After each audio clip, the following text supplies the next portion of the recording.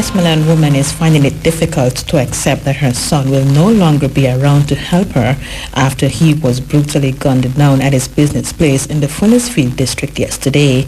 22-year-old Everton Johnson was killed by two men who had entered the premises, ordered cigarettes, then during a tussle shot him.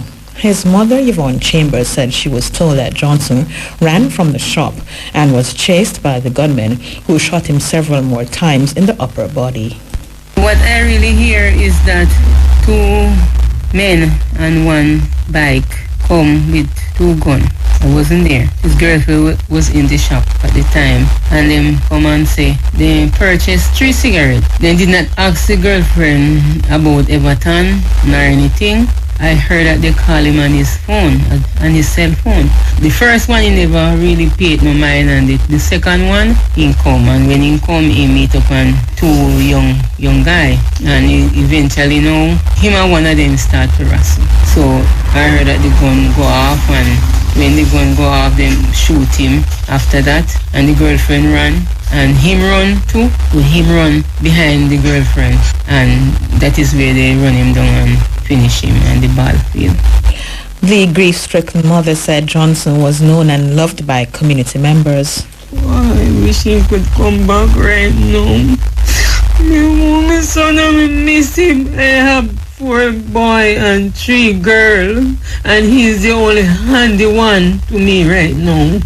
Anything me call upon him to do, he do it. Anything the neighborhood call upon him to do, he do it. He run by taxi in the middle of the night, 2 o'clock, 3 o'clock, 4 o'clock, he bring the staff, the hotel workers them to Grange Hill. When the hotel workers them come off various areas, he go and pick them up, and all of a sudden now they shoot him like a bird. I don't understand. She described her son as a very helpful person. He's a nice guy, He's a jovial person. Anything at all you ask him to do, refuse. If he see you on the road and you break down, he try to help. He try to run to everybody rescue. He cook, he wash, he clean. Yesterday, he bring me the breakfast to me with a smile. Yvonne Chambers, mother of man killed in Westmoreland yesterday. 2 persons were arrested during yesterday's joint police-military operation in Bengal at the St. Anne Trelawney border. Operations Officer for St. Anne Deputy Superintendent of Police DSP Kevin Francis said the 2 were held in relation to having no driver's license and being in possession of an offensive weapon. The men are from St. James and Hanover. Meantime, yesterday's operations also resulted in the seizure of 14 offensive weapons as well as a small quantity of ganja. Representatives from the Transport Authority and the Island Traffic Authority were also on site yesterday to check vehicles, during which several traffic breaches were identified. 9 registration plates were removed due to various defects. 7 vehicles were stripped of tints. 28 summonses were served for various offences. 1 motor vehicle was seized, and tickets were issued for 53 breaches of the Road Traffic Act, and 3 motorcyclists were ticketed for not wearing protective gear. And the St. Anne police are assuring that they continue to conduct operations in several sections of the parish on a regular basis aimed at ridding communities of criminals. This in response to concerns that the cops were only visible during traffic operations such as the one conducted yesterday in Bengal. Operations Officer for St. Anne DSP Kevin Francis said raids are done in targeted hotspots. We are doing this operation on the major thoroughfare because this is the main arterial road between parishes. Hence, the presence is important for persons to see and know that once you pass through St. Anne, there is law enforcement officials on our roadway. In terms of our operational effectiveness, we have targeted raids in our hotspot areas. We have targeted raids in our various communities across the parish. So we do what is called an assessment. We do our intelligence assessment, and where there tends to be criminal activities, those areas are targeted, the violence producers are targeted, and their dislocation, the areas that they are dislocated to, those areas are also focused on. So we're not only on the major thoroughfare. We are in the various communities across the parish, whether it is Alexandria, whether it is Monique, Windsor, St. Anne's Bay, Brownstown, Parrytown, and other areas to include Bucksfield and Mansfield Heights. The police are trying to ensure that there is presence and effectiveness in treating with the reduction in crime. Operations Officer for St. Anne DSP Kevin Francis. 3 persons were killed in separate incidents in Kingston and St. Andrew yesterday. Dead are 44-year-old Trevor Campbell of Bray Street, Kingston 16, and 22-year-old Tamika Harvey of McIntyre Villa, Kingston 16, as well as 28-year-old Roshane Rankin, otherwise called Nico and Pampam of Waltham Park Road, Kingston 10. In the first incident, reports are that Campbell and Harvey were at a wake in Washington District, Dunkirk, when unknown assailants invaded the event and opened fire at the crowd. When the shooting subsided, 4 persons were found suffering from gunshot wounds. They were taken to hospital, where Campbell and Harvey died while undergoing treatment. The other 2 persons have been admitted in stable condition.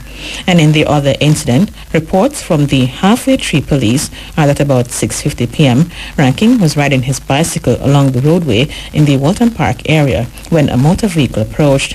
Further reports are that armed men alighted from the vehicle and opened fire at Rankin, shooting him several times before making their escape in the waiting car. Investigations continue.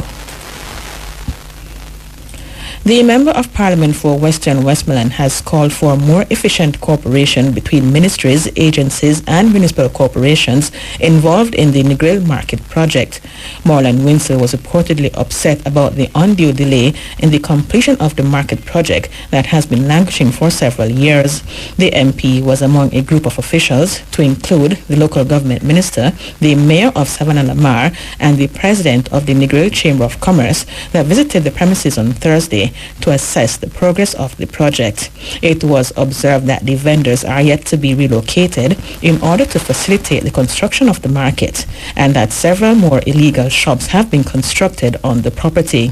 Mayor Bertil Moore had pointed out that the corporation is not at fault because it has yet to receive the plans for the market in order to grant approval. In response, Mr. Wilson said the situation cannot go on as is, and he will be working to have the market completed soon. Since December, there is more construction. That means the parish council isn't really looking at the location. They would have seen and known that these things are being constructed and put a stop order to them.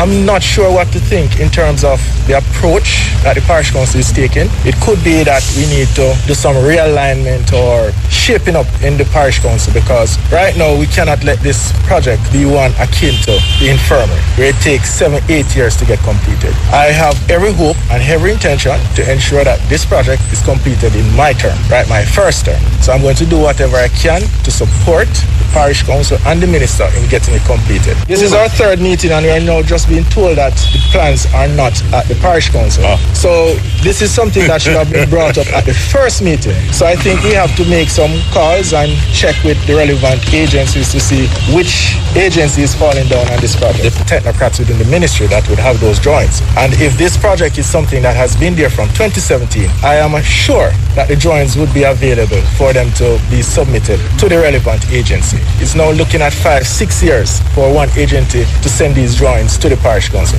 I find that unacceptable. Member of Parliament for Western Westmoreland, Moreland Wilson. Meantime, President of the Negril Chamber of Commerce, Richard Wallace, said the plans will be sent by the technocrats at the local government ministry to the Westmoreland Municipal Corporation next month.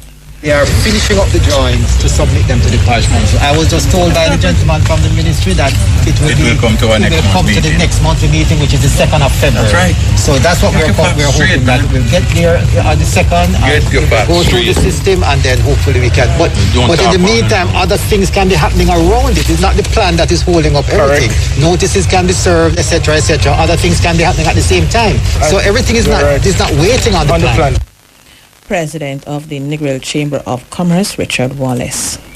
And to end this newscast, here's a recap of the main points.